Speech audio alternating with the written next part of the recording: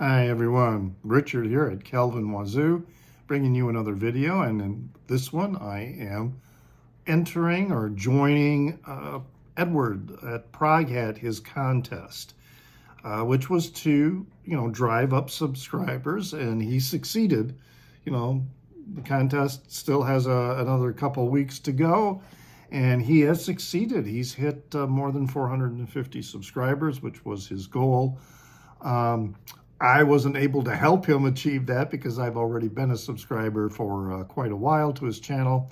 But nonetheless, I like this very focused and short contest, and I can get really long-winded, so I'm going to try and be as brief as possible as I go through this. So the first question is to show 3 of your favorite albums from the 1960s. And the way I approached this was to identify my favorite albums that I was listening to, knew about at that time in the 60s. All right, so during the 1960s, I was in my elementary school years for the most part. So, so the first one I'm going to show, one of my favorite albums, may not be a surprise in some respects, but it's surprised that, what, you were listening to this while you were in elementary school? Yes. The Mothers of Invention, Absolutely Free. My brother had this record. This is a reissue. I also have the original mono. The cover is in very shaky shape. The vendor was not that truthful with the cover condition, but I have it on the original vinyl. Verve blue label. But yeah, I was listening to it at the time, and the record fascinated me. And I became an instant, Frank Zappa and Mothers of Invention fan at that time. But yeah, it really did connect with me. The music, just, I thought, a lot of the lyrics was just right over my head, at that time. But the music, I liked the melodies. I liked the musical structure. I thought it was a wonderful album. Still think it's a wonderful album. Then another record that I was listening to at that time that I really, really loved, a record that my brother had, and I don't have it on vinyl yet, but that is Tommy by The Who. And again, such an amazing record. I listened to it so much. And the fact, we've gotten the storyline that it is about a boy who is sort of an outcast. I kind of identified with on several levels. And so I just really, really enjoyed listening to this record. So many great songs. And I just listened to it over and over and over again. Then another one this is another one that my brother had. These all the albums my brother had, and that would have been when he brought Led Zeppelin home, and I listened to that, and I was like, wow, this is absolutely amazing. It just blew me away. And while Led Zeppelin 2 came out in 1969, so that was still in the 60s, to me, this is the better one, and I know a lot of people think Led Zeppelin 2 is the better one. I really prefer this one. And it could be because of, and I better make sure that it's not on this one, but yeah, I think, the song Black Mountainside is just really such an amazing song. How Many More Times is such an amazing song. And I really thought Moby Dick on Led Zeppelin 2 was kind of overrated, and so I do prefer their debut. All right. Moving on to singles. Now, this first single, I was not listening to at that time. I probably heard it on the radio, but I was not aware of it. It's a single from 1966. Probably didn't hear it on the radio because it only reached number 52. But when I became aware of this song and started listening to it, just totally blown away. The song is Walk Away, Renee by The Left Bank. And so I got it in a 7-inch single. It's got some other songs on here from the Pretty Ballerina album, as well as side 2 has songs from Left Bank 2. Yeah, band from New York City, possibly Brooklyn, maybe Queens, but the song is really amazing in that it's written by Michael Brown, who was 16 years old when he wrote the record. And it is about one of the other band members' girlfriend. Her name was Renee Fladen. And the bassist, Tom Finn, was his girlfriend, okay?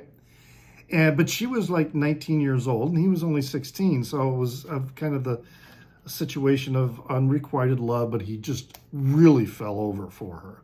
Now, apparently, at first, Tom Finn was saying, yeah, this is the situation, that he had a huge crush on my girlfriend at that time. And then later he retracted, saying, no, the song is not about Renee Fladen. A little addendum here on this regarding the song Walk Away Renee, that it wasn't so much that the bass player who, let me make sure I got this, Tom Finn, was saying that the song was not about him. I think I misspoke on that. Actually, it was a co-writer of the song, Tony Sansoni. He said it was not about this Renee, that he was trying to write a song similar to the Beatles' Michelle. However, as I say, just about all of the other history around this song is focused on the fact that it's about this girl, Renee, that Michael Brown fell in love with. The historical record in many places supports the fact that Michael Brown fell in love with this Renee, wrote this song, and wouldn't perform it. He wouldn't perform it with the band live. And then he eventually said, adios, I'm going to leave the band. This is what he said of his unrequited love for Renee. I was just sort of mythologically in love, if you know what I mean, without having evidence in fact or in deed. But I was as close as anybody could be to the real thing. Well, he was 16, in that first experience of love, maybe he's, looking at it with a more adult perspective. When they were recording the song, Renee was there watching, and her presence in the studio nearly prevented them from recording the song. Brown said, my hands were shaking when I tried to play because she was right there in the control room. There was no way I could do it with her around, so I came back and did it later. The song's about her, and it's a beautiful song, absolutely beautiful. Walk Away Renee. Now with the other singles, I was listening to them at the time that they were out there. So I was really, really young, because this is this next song reached number 9 in 1962 or 63. It's kind of iffy about when exactly. I think it was 63 it reached number 9 in the charts, but it might have been released in 1962. But the song is Sukiyaki by Q Sakamoto.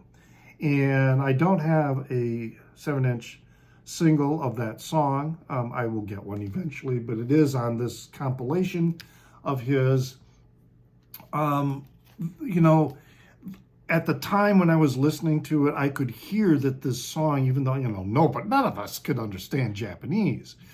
But it did have a really great melody, and his voice was just so wonderful. But I could tell that this is not a silly song like the title suggested.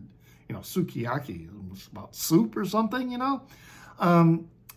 You could tell that there was something going on, that there was a story, in this song. And it was later that I found out that the translated name of the song, of the original song, not the Americanized title, is I Look Up When I Walk. And it's a song, again, about broken heart. and someone walking down the street and he's holding his head up so that the tears aren't running down his face and others would see that he is crying. Really wonderful song by Q Sakamoto, who at that time was as big in Japan as Elvis was here in the US. And then I also, a song at the time that I really, really loved was one by the Mamas and the Papas, California Dreaming. Oh man, what a great song. That was number 6, reached number 6 in 1966, the same year as Walk Away Renee. All right, next favorite group from the 60s.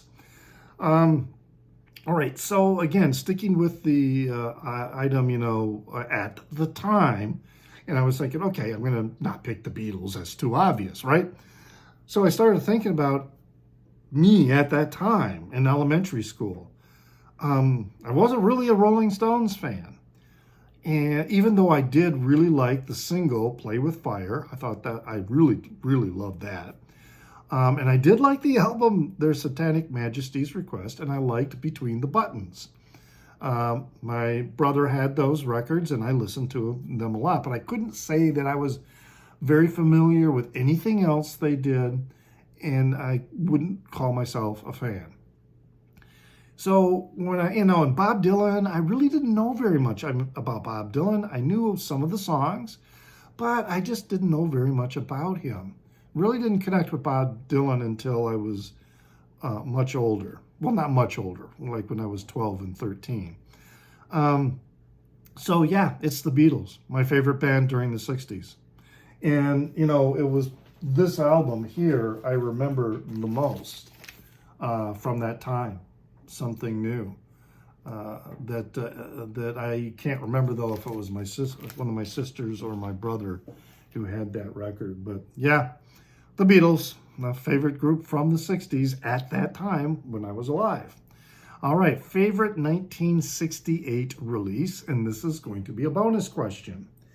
And my favorite 68 release, I kind of thought about the White Album, but at that time, I was vaguely familiar with the White Album.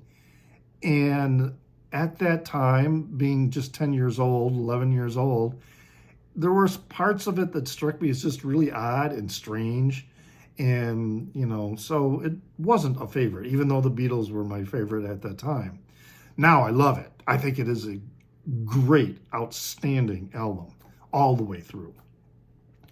And also at that time, when I was in 5th and 6th grade, everybody was raving about Iron Butterfly and In-A-Gadda-Da-Vida, and I didn't know what all the fuss was about. They've just never really connected with me. So when it comes to probably one of my favorite albums, and same thing with Jimi Hendrix with Electric Ladyland. I was not familiar with Electric Ladyland at that time. I was familiar with the first album, all right, but that wasn't 1968. That was earlier.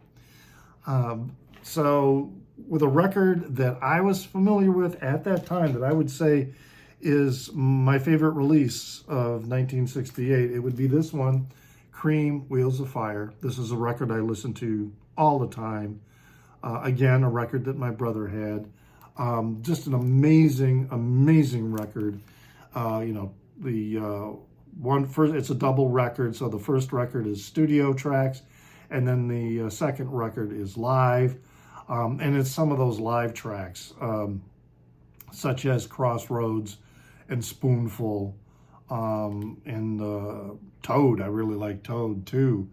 But so many of the studio songs too, Born Under a Bad Sign, Pressed Rat and Warthog. I really liked that song. White Room, Sitting on Top of the World, Passing the Time, Politician. I mean, such great songs on here. That's my favorite release of 1968 for the bonus. So there you have it, my entry for Edward's contest there at Proghat. Leave a comment in the down under if you like, and you can follow me at Instagram where I am known as NewsDude76. That's NEWZDUDE76.